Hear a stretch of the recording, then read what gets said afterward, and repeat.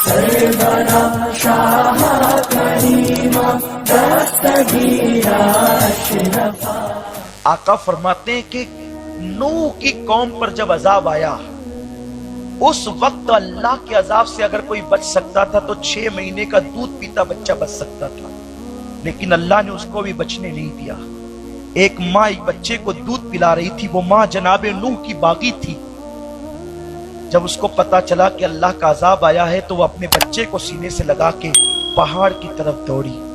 جب وہ پہاڑ پر چڑھی تو پہاڑ تک کے پانی کی موجیں گئی، اس کے گھٹنوں تک، اس کی کمر تک۔ اس نے بچے کو سینے سے اٹھا کر کے کندھے کی طرف کیا۔ جب کندھے تک پانی آیا تو اس نے اپنے بچے کو سر پہ بٹھایا۔ جب سر پہ پانی آیا تو وہ بھی ڈوبی اور اس کا بچہ بھی ڈوب گیا۔ اس بچے کا قصور کیا تھا؟ اس بچے کا جرم کیا تھا کہ اللہ نے اس کو ہلاک کر دیا؟ بچہ مجرم نہیں تھا، وہ ایک مجرم کی گود میں تھا۔ جس کو قدرت نے ڈبانے کا فیصلہ کیا تھا اس کی گود میں تھا، اس لیے بچہ بھی ڈبا دیا گیا۔ جب قدرت کسی کو ہلاک کرنے کا ارادہ کر لیتی ہے تو تدبیریں بھی ناکام ہو جاتی ہیں۔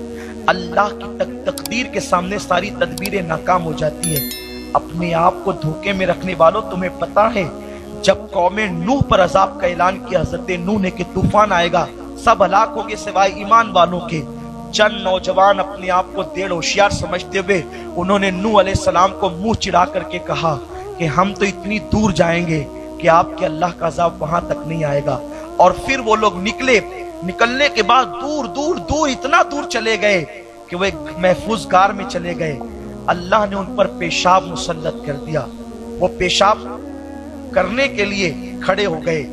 اتنا پیشاب کیا، اتنا پیشاب کیا، اتنا پیشاب کیا کہ خود کا پیشاب گھٹنوں تک آیا، کمر تک آیا، اور اللہ نے ان کے پیشاب میں ان کو غرق کر دیا۔ جب قدرت کسی کے لیے عذاب کا ارادہ کرتی، قدرت یوں ہی کسی کو عذاب میں گرفتار نہیں کرتی۔ ان اللہ لا یغیر ما بقوم حتی یغیر ما بانفسہم۔ اللہ کسی سے اس وقت تک نعمت نہیں چھینتا جب تک وہ قوم خود ایسے حالات پیدا نہ کرے۔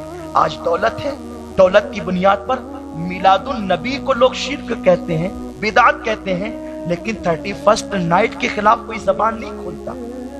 میلاد مصطفیٰ کے لیے قلم چلتے ہیں، اس کے لیے کتنا قلم چل رہا ہے، اس کے لیے کتنا احتجاج ہو رہا ہے پوری دنیا میں۔ اور ملک ہندوستان جو بہت جلد معاشی طور پر سپر پاور ملک بننے والا ہے، اس ملک کے اندر اتنی نحوست، بالخصوص شراب، اس رات اتنی شراب عام ہوگی اور وہ آزاد خیال مسلم نوجوان بھی جائیں گے۔ اس شراب کیا ہے پتا ہے؟ شراب کسے کہتے ہیں؟ شراب اسی طرح ناپاک اور نجس ہے جیسے پیشاب نجس ہوتا ہے۔ شراب کی ناپاکی اور پیشاب کی ناپاکی دونوں اکول ہے، برابر ہے۔ اللہ کے رسول غیب دا نبی صلی اللہ علیہ وسلم نے فرمایا جس نے شراب کا ایک گھونٹ پیا ہوگا اور بغیر توبہ کے وہ مر گیا ہوگا تو اس کی موت پر کے بعد جب اس کی قبر میں اسے رکھا جائے گا تو اس کے چہرے کو سور کی طرح کر دیا جائے گا یا تو بندر کی طرح، صرف ایک گھونٹ پر۔ اس حدیث کو امام غزالی رحمت اللہ تعالی علیہ نقل فرما رہے ہیں کہ ایک گھونٹ پر میں حیران تھا، میں نے پڑھا تو حیران تھا، ایک گھونٹ شراب، اس پر اتنی سخت وعید، اتنی سخت وعید، کیونکہ کبھی کبھی روایت اور درایت جب یہ دونوں ایک دوسرے کے گلے نہیں ملتے تو کبھی کبھی طبیعت میں الجھن سی پیدا ہو جاتی ہے۔ ایک گھونٹ شراب، اتنی وعید۔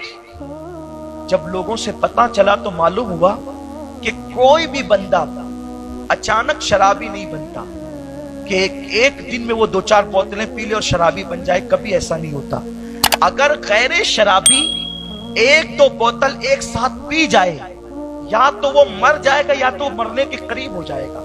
اچانک کوئی شرابی نہیں بنتا، بلکہ شرابی پہلے آدمی ایک گھونٹ پینے کا عادی بنتا ہے، اس کے بعد پھر وہ مستقل شرابی بنتا ہے۔ قربان جائیں میرے غیب دا نبی صلی اللہ علیہ وسلم کی نگاہوں پر میرے آقا آج کے حالات کو بھی دیکھ رہے تھے۔